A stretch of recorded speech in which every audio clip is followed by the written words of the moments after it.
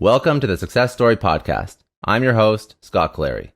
On this podcast, I have candid interviews with execs, celebrities, politicians, and other notable figures, all who have achieved success through both wins and losses, to learn more about their life, their ideas, and their insights. I sit down with leaders and mentors and unpack their story to help pass those lessons on to others through both experiences and tactical strategy for business professionals, entrepreneurs, and everyone in between. Without further ado, another episode of the Success Story Podcast. Thanks again for joining me. I have Allen Gannett with me. He is the founder of TrackMaven, founder and CEO. It was a marketing analytics platform whose clients included Microsoft, Marriott, Saks Fifth, Home Depot, Honda, and GE. Now in 2018, it merged with Skyword, which is a leading content marketing platform. So he is now, I guess, somewhat retired from the business he built. He has been named a 30 under 30 on both Inc. and Forbes. He's a contributor for Fast Company, released a book called The Creative Curve, which came out in June 2018. The book was featured on CNBC, Forbes, numerous podcasts. It's been picked up and translated into 7 other languages. And the most important fact that I pulled out of his bio was that he was once a very pitiful runner-up on Wheel of Fortune, which made me laugh when I read that. But thanks for sitting down. I'm excited to sort of understand your story. You've done a lot. You've accomplished a lot. You're still relatively young, so I appreciate the insight in the few minutes you're giving. Yeah, thanks for having me, man. Yeah, no. So like walk me through. You built up a company. You exited. Now you're just doing your thing after writing one book. You said you're working on another one. Where did your story come from? What did you how did you start TrackMaven? Let's start there. Yeah, totally. And TrackMaven was a fun. I ran it for 6.5 years. We did this merger, and what's interesting about a merger, which is slightly different, we can talk more about it than like an exit, is really it's like the story sort of continues, right? There's some actual like practical differences that mergers actually happen sort of startups more than I think sometimes some of the folklore is, but and so that was a really interesting experience too, is just staying on for a year and a half afterwards as part of the executive of a much bigger company. But yeah, so my background is I started getting digital marketing when I was in college. And so I went into college thinking that I wanted to become a lawyer. And as I got into college and I started meeting people who are lawyers, I was like, I do not want to be a lawyer. Like, there's never been a profession where more people are like, don't do this. And I'm like, that is like, I'll take you at your word. If you're been doing it for 30 years and you say, don't do this, like, God bless. Right. And so I was like, what am I going to do? What am I interested in? And at the time, this was around, I entered college in 2009. And so this was around the time that the movie The Social Network came out. There was a lot of excitement around sort of digital technology and social networks and all this stuff. And I just was like, well, maybe it's tech. I like the speed of it. I like how fast things are. And so I started a company in college that did digital marketing through a bunch of different web properties for colleges and universities. And we built Facebook apps and did all sorts of things. And it wasn't a very good business for a lot of reasons. But I got really interested in digital marketing and how to build audiences online, and not just the sort of micro tactical aspects, but also more macro, sort of what's going on when you build an online community. And so sort of through doing that in college, I sort of met a lot of people locally, and I made a friend with this entrepreneur who's much older than me. He's like 10 years older than me, so I guess that's not that much older. And he recruited me to come be the CMO of his small venture-backed startup. He was doing a new startup. He had done a company before. And so I did that, never having managed people before. It was my first job. And I sort of realized a few things. Like, one, I don't like working for other people. So that was like a good life lesson to learn. Even though he was like a great manager, I just don't like it.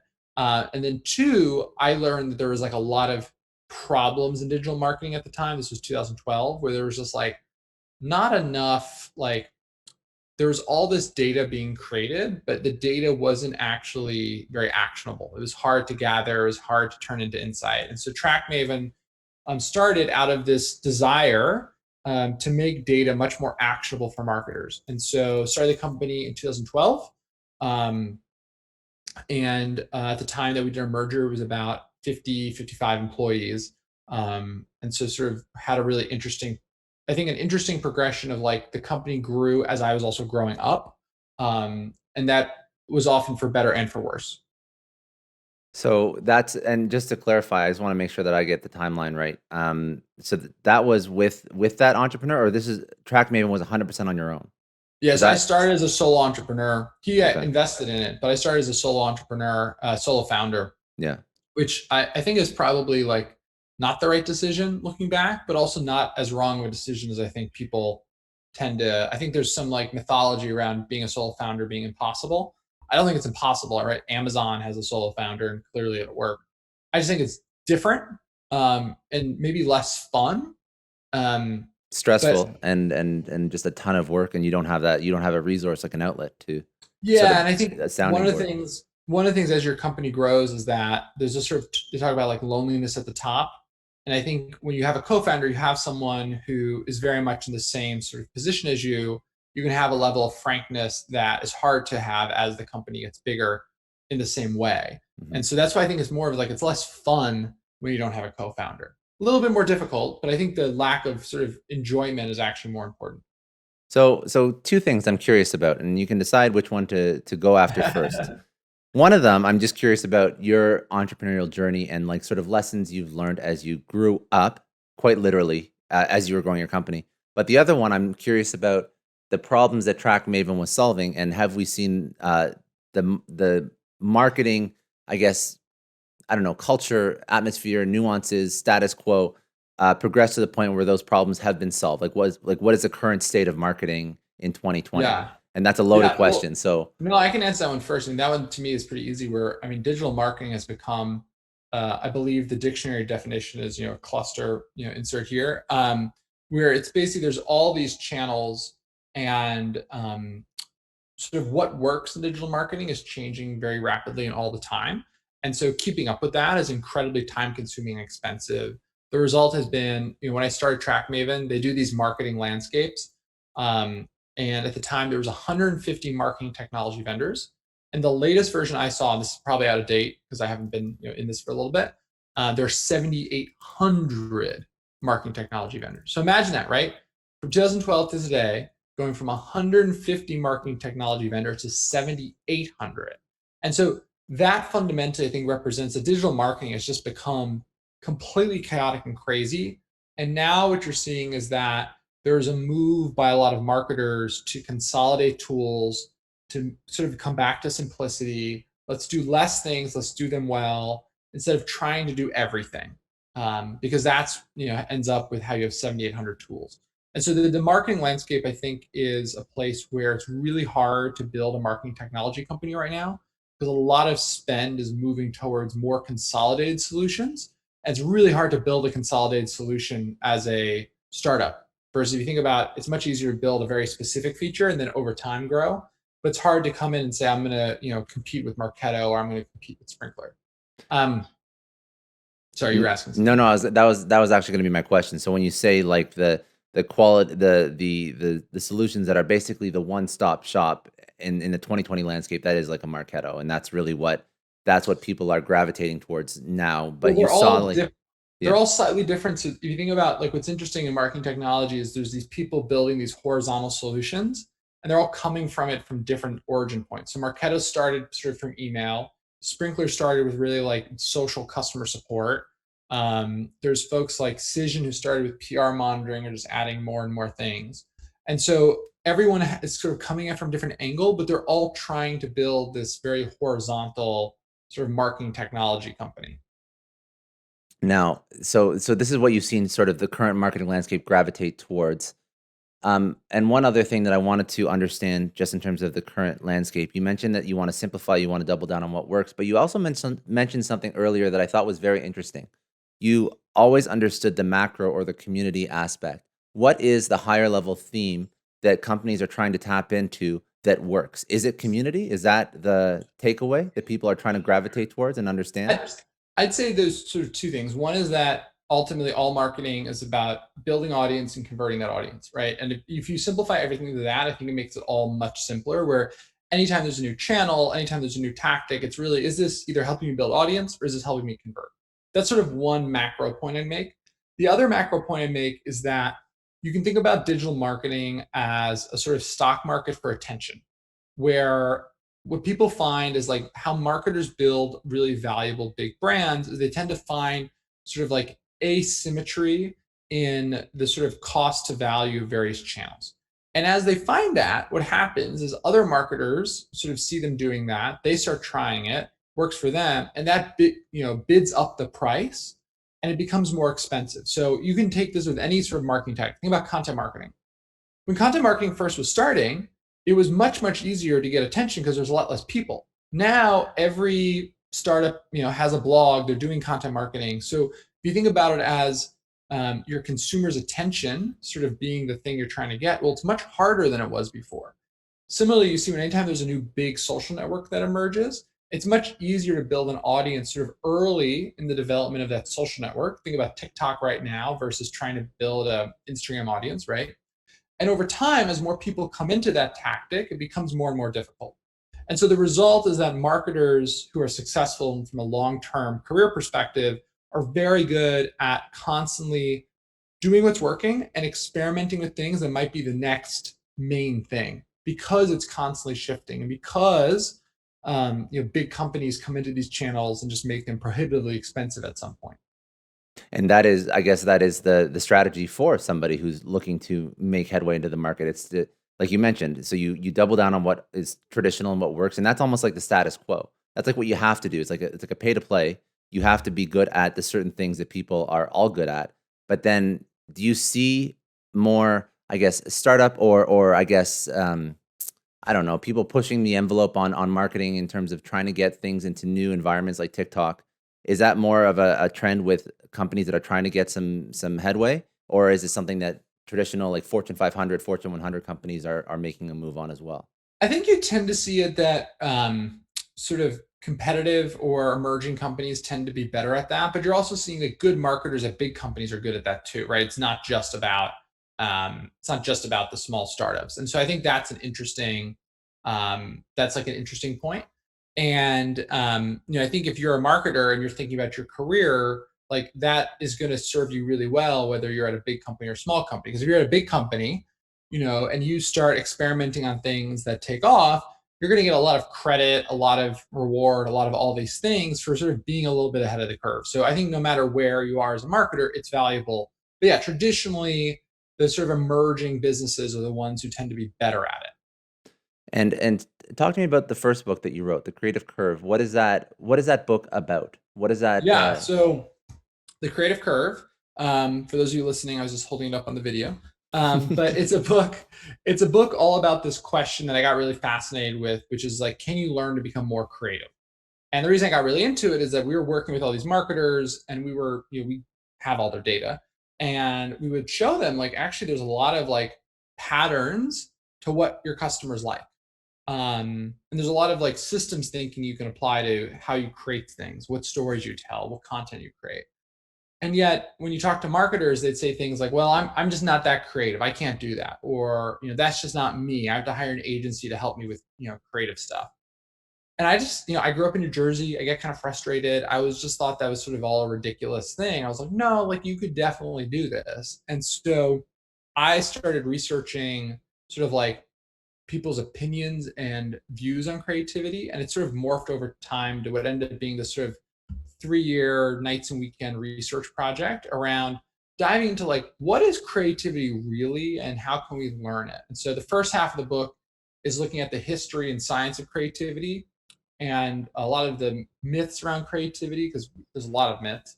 And the second half is I interviewed about 25 living creative greats, ranging from Michelin star chefs to startup moguls like Alexis Ohanian to songwriters like Pasek and Paul, who did Greatest Showman and Dear Evan Hansen and La La Land, right? And going through their stories and actually teasing out 4 patterns of things they did to enhance their creativity and explain what those things are and the science behind them. And yeah, so the book is sort of part myth busting, part actionable guide to creativity. Because I think that myth busting piece is what's inhibiting a lot of the companies from getting into some of these emerging platforms and trying new things. And I think that that's probably an inhibitor.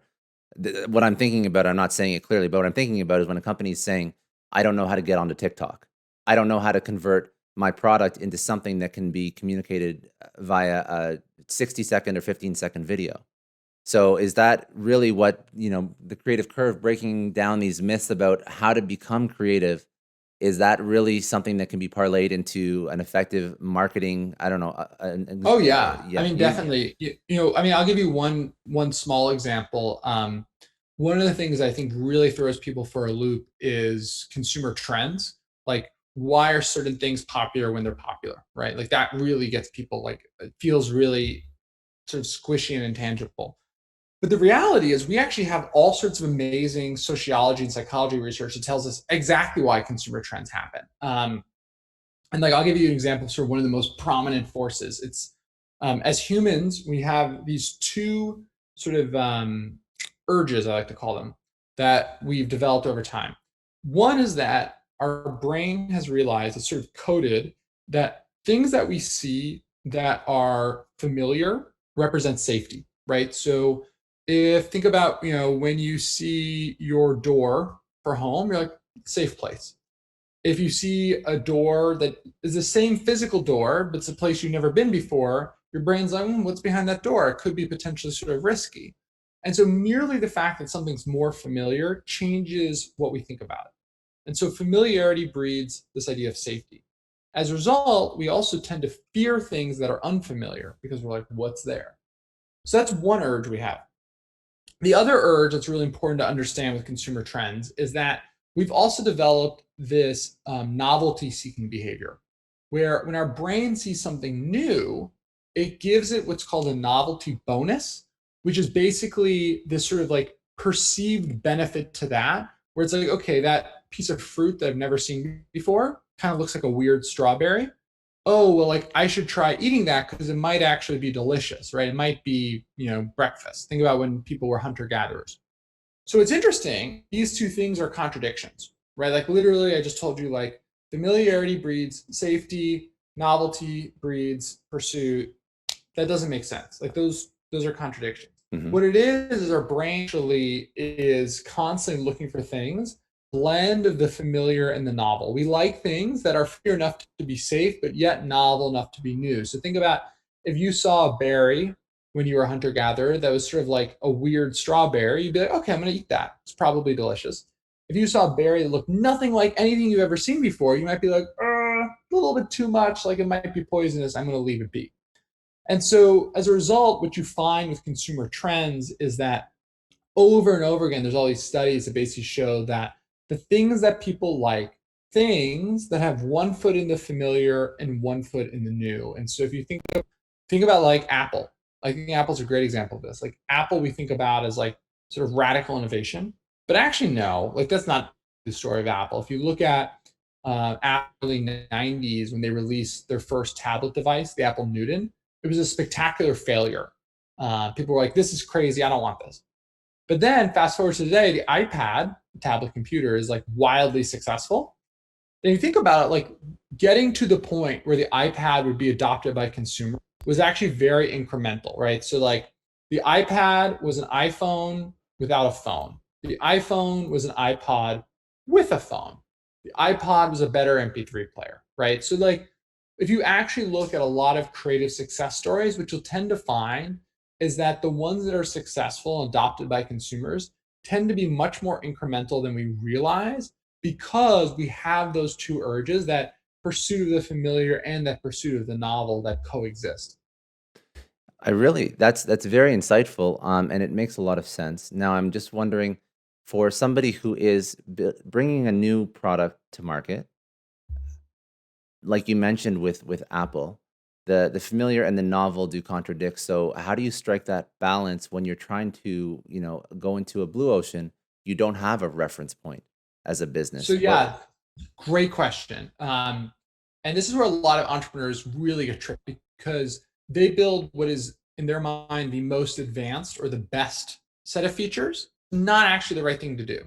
And in the book, I tell the story of Campus Network, which was a social network started a month before Facebook at Columbia University by the student body president, went viral on Columbia's campus. The co-founders of it took off, much like the Facebook co-founders did, in order to focus on it. For a while, it was growing. And what's interesting is Campus Network obviously did not work, right? We are not talking about, Adam and Wayne who started it. We're talking about Mark Zuckerberg. And what's interesting though is that Campus Network actually had dramatically more features and a lot of features which much later Facebook would have and lead to a lot of success. The activity feed, groups, events, a lot of these things they had years before Facebook. Years. And what's interesting is if you go back and you talk to the people who were involved in this, like I interviewed the folks from Campus Network and all stuff. It's like one of the things they point out is that one of the reasons Facebook won was that it was like incredibly simple. And so, people at the time were using screen names and pseudonyms online. So like the amount of novelty they were willing to have was like just having their real name and photo in a directory, which is what Facebook started as, right? Like that was enough. The idea that you're also gonna have all this other stuff out about you was like like that was not something people were comfortable with. And you saw this where Facebook very slowly over time added more and more public features that made you more public as we as consumers became more comfortable with it. And I think it's just a really great example when it comes to technology businesses of it's so easy as a technology business to build the best features from a technical perspective or from a sort of like a first principles perspective. Mm-hmm. But like your job is not to just create something that has the most bells and whistles, but it's actually something that customers want to use. And so I think that's really important. This is why with the blue ocean, I think the thing that's important is usually start with either a wedge or a metaphor, right? Start with a much smaller feature set that people are ready for and over time expand, or start with sort of like a metaphor or where you're doing something that maybe in a new space, but it's a familiar process and is letting you eventually grow into that blue ocean. But you can't just go and build the blue ocean. No one will want it. So this is something that I think is a great lesson for entrepreneurs. And I feel that a technical entrepreneur does not take this into consideration until much later on, which is, I'm not sure if you have an insight as to why so many businesses fail, but this seems like it could be a very blatant reason as to why so many businesses fail. Oh, 100%. I mean, there's all this interesting research around how successful serial entrepreneurs do something very different than first-time entrepreneurs. So successful serial entrepreneurs do something, they do solution seeking, not problem finding. Solution seeking, not problem finding. So what's the difference? Solution seeking means they start with the problem. They're like, I want to solve cloud security. Then they go and do the work to figure out what that means, what that looks like, but they don't actually care from a technical perspective or feature level what that looks like. They just want to solve the problem because they know that problem is ready to be solved. First-time entrepreneurs, one of the biggest, most common mistakes is they do problem finding, where they start with a solution that they essentially built for themselves. Like, this is a great idea. And they look to try and find a market. And to me, this happens all the time. It's totally crazy. Because it's literally building for an audience of one. And you see this, people talk about, I'm trying to like find product market fit. But the reality is like, they're literally starting in reverse. Like when you talk about finding product market fit, you should start with the market, not the product, right? You start with the market and then you work on building up the product to get that fit. If you start with the product, 9 times out of 10, it is a horrendous method of getting there. It's very inefficient, very expensive, and wrought with failure. Now, when did you let's bring it back to your life and your career and what you've learned, because this is not something that jumping into your first CMO gig you would have realized. So how did you grow yourself? Like, how did you come to these conclusions? Where did you go to seek answers as you're growing your business to 55 and then merger? Because that's not easy to do either. So you probably made some mistakes at the beginning that a lot of people make. Oh, I've made mistakes all throughout it all the time. Like, and so, one of the things that I always think is sort of interesting is like, I literally don't think of myself anywhere in that journey, even when we were sort of having some of our biggest highs. I never thought of myself as successful, which I think can often maybe be sort of psychologically probably not healthy, right? Because there's a lack of contentment that comes from that. But I think this idea of like always striving to be better is always very useful because for me, I always realized that like other people typically had like the best answers. And so I've always surrounded myself with like a lot of people in sort of a kitchen cabinet. I don't like the word mentor because I feel like it has a lot of like weird, sort of overly formal connotations to it. But the idea of like, I had a lot of people, some were formal advisory board members, some were board of directors, some were friends, some were older, some were younger, some were the same age, some had very different experiences. But I would probably have at any moment like 15 people who I was in regular touch with for advice. Um, because like people have seen these problems before. Like this is not actually like you're not the first one to deal with like how to manage someone. And so I found that having that group of people that I could call upon was like a dramatic game changer for being able to rapidly grow as a CEO. And I had like lots and lots of mistakes, and I like messed up a lot as CEO. But I would have messed up way more, if I hadn't had all those people supporting me. Now, you mentioned something about just being like self-aware of really just your own faults and your own shortcomings, and sort of supplementing that with like a healthy group of, call them mentors, call them just peers, whatnot. Well, how do you psychologically? This is a tough question, but it's something that I think a lot of people struggle with. So I want to ask it to you. If you don't have an answer, it's fine. But how do you psychologically impose on yourself the will to say that I'm not good enough, to I don't know what I don't know? Is there an exercise that you went through? Is it a massive like screw up that just sort of shook you to your core that made you go outside? Because I think that kicking off point where you get the first mentor, I'm just going to use a word because I don't know what else to call it. You get that first mentor. That's like the string of your. That's the kickoff point for your success in the future. If you can open your mind to that concept. I think there's a few things. I mean, one is like I wouldn't actually necessarily agree. You're not maybe not saying this, but I wouldn't actually necessarily psychologically a great thing. Like you know what I mean? Like there's a level of I think a level of ambition that tends to come from a place of like pain that's like not particularly great always, right? So I think the idea of like viewing yourself as like less than as a driver of behavior is like very effective. I don't know if it's like great. You know what I mean? I don't know if I can say on a subjective level that that's like a good thing. It is, but I don't know if it's a good thing. I think in terms of maybe a more healthy way to think about like learning to take feedback or advice, and I think is maybe a little less clinical, so to speak, I guess would be like, I think reframing your work as a as the process is your product, right? So your product is not whatever you're doing, right? If you want to be an entrepreneur, you're going to be creating different products and different categories throughout your entire career. It's always going to change. And so you have to think about your process and how you develop an idea, how you build your business.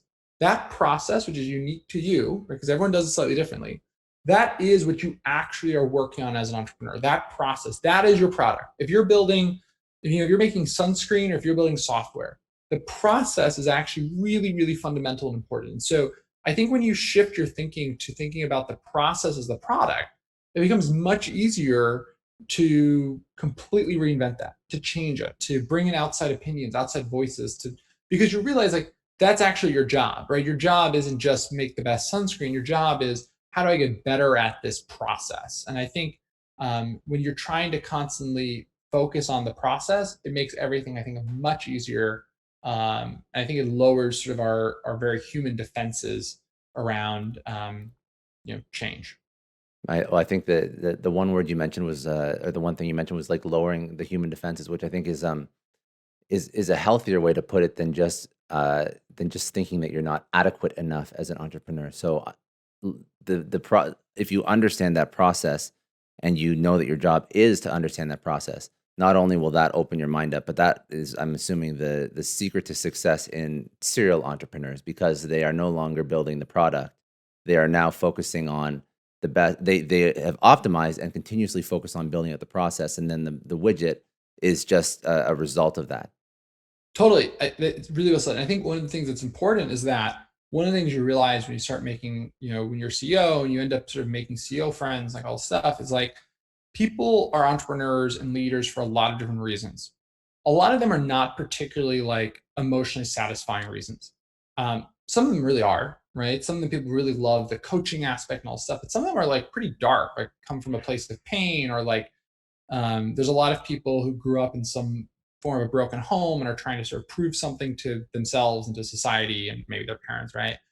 And so I think it's really, really important to also think about like looking at um, your motivators and your behaviors and thinking about your motivators and being open to the idea that like maybe it actually isn't like you think about life as a sort of satisfaction and contentment thing, right? Like maybe actually being an entrepreneur is not the thing that's going to best maximize your satisfaction and contentment, because if you're sort of trying to solve something that's internally broken, like it's not going to solve it, right? And you're just going to waste a bunch of time.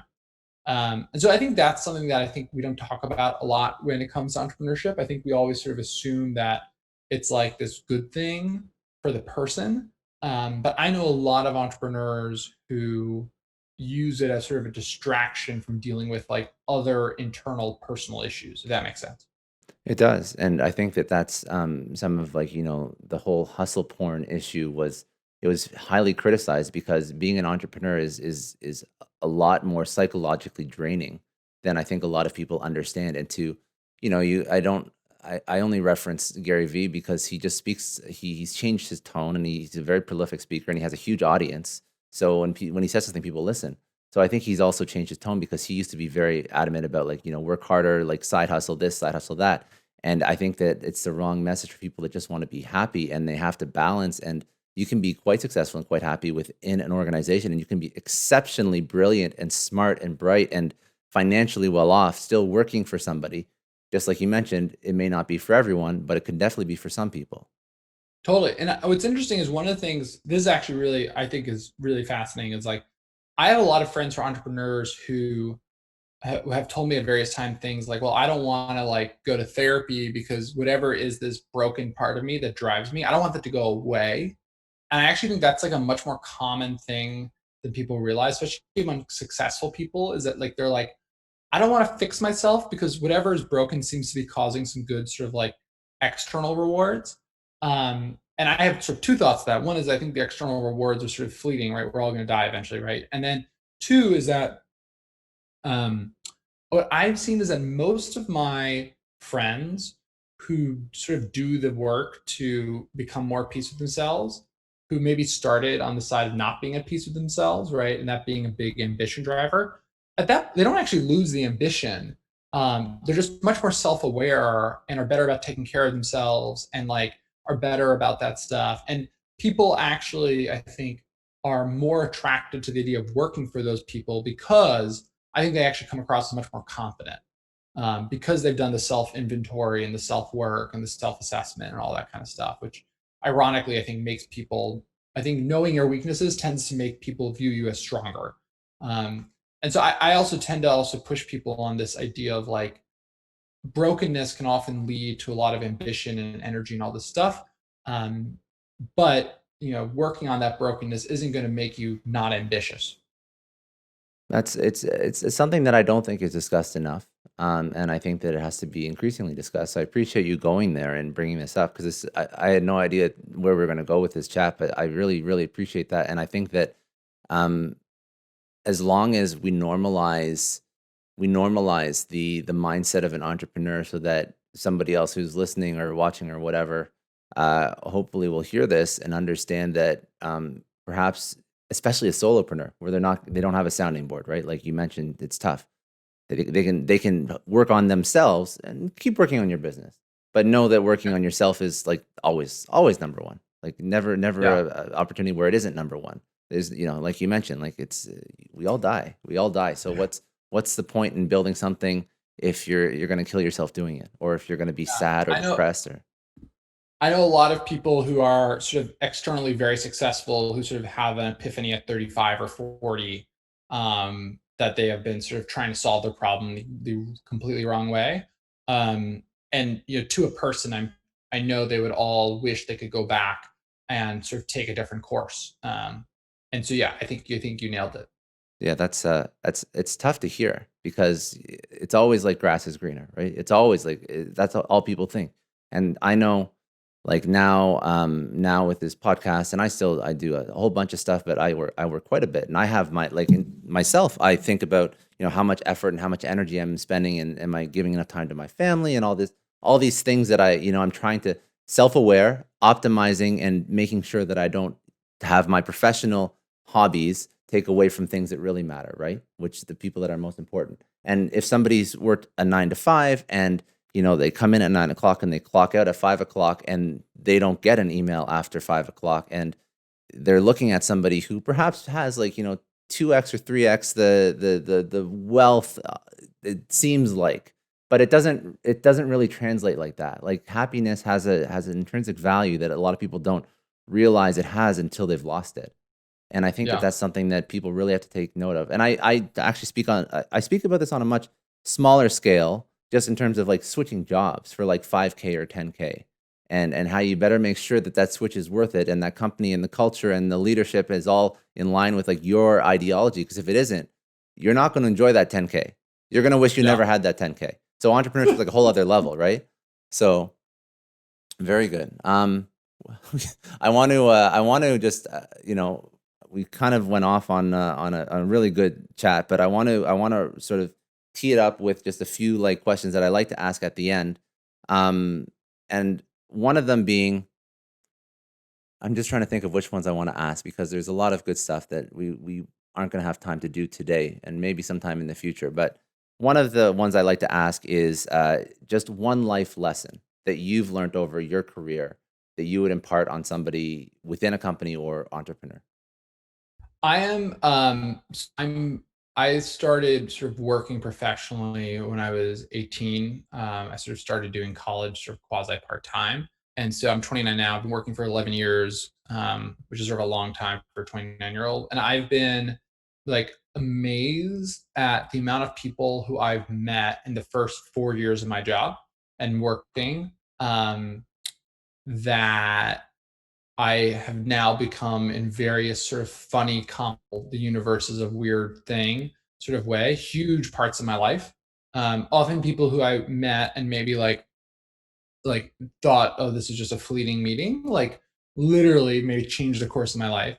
And I think that seeing that happen, I feel lucky to have had that happen when I was very young, because I think going forward, I'm very open to the idea that like any you meet might like dramatically change your life, but it also sort of speaks to the importance of, I think, like living with integrity and being honest and forthright and all these things, because look, like people like you're not going to they're not going to disappear. We live in a hyper connected digital world, and so I think the idea of just like world life is very long term, and you Mm-hmm. should sort of, I think, approach it with that mindset, and that perspective. I think that's something that the sooner you learn that, the better, for sure. That's a very important life lesson. Um, and I don't think that's discussed enough either. People make knee-jerk reactions at very young ages. And I think that that can really impact you later on in life, especially like you Yeah, mentioned, or where you it's just such a, you kind of yeah, yeah, you're a jerk to someone because you're yeah. having a bad day, and that's going to come back to haunt you, because it's like I see on the having hired a lot of people, just the amount of back channel references people do when hiring, and like the people they call you never would expect are the people they call. And so like, you know Yeah. life is very interconnected. Very good insight. And one more question. Just a resource, a book, a podcast. It can't be your book, but another book that you would recommend to, or actually, well, two things. First of all, what book are you working on now? But I also want to get a resource that you would learn from, or suggest other people check out. I'm like literally 3 weeks into research for it, so it's too early to talk about it. And All right, the deal. book world's slow, so it'll come out in like 2022. But in terms of books, I mean, one of my favorite entrepreneurship books is The Hard Thing About Hard Things by Ben Horowitz, which is just, I think, the least romanticized of all the books on entrepreneurship. I've read a lot of them, but I think it's the most practical. Like, it has a chapter literally about like, if you hired someone who was a friend of yours and now you have to fire them, what do you do? And like, that's like the stuff that happens when you're running a company, that like people, there isn't like a lot of books that sort of talk about that kind of stuff. So that is by far my like number one suggestion. People are either first time CEOs or first time entrepreneurs, is to like read that book. Very good. And what's next? Last question for you. What's next for you? I wanted to dig in a little bit more into this, but we went through a whole bunch of great stuff. So, exited a company, wrote a book. You're writing another book. What do you want to do? You're 29. So where do you want to go? I do a lot of startup investing, which I find a lot of fun and enjoyment out of. And so sort of for now, be a full-time writer. I do a lot of speaking, obviously because of COVID, that speaking is not a thing right now. So I've sort of told myself that COVID is a writing sabbatical, which sort of helps the mental framing of it all. So once that ends, I think, get back into speaking about the topic of my new book, and keep investing in like really great entrepreneurs. Very good. I appreciate it. And where do people go to find you? It's just Allen, allen.xyz, and there's links to book stuff and all sorts of good stuff, newsletter, social media, all the good stuff. That's all for today. Thanks again for joining me on another episode of the Success Story Podcast. You can download or stream this podcast wherever podcasts are available, including iTunes, Spotify, Google, Stitcher, iHeartRadio, and many others. You can also watch this podcast on YouTube. If you haven't already, please subscribe and share this podcast with your friends, family, coworkers, and peers. Please leave us a rating on iTunes. It takes about 30 seconds as it allows other people to find our podcast and lets our amazing guests reach even more people with their message. And remember, any rating is fine as long as it contains 5 stars. I'm Scott Clary from the Success Story Podcast, signing off.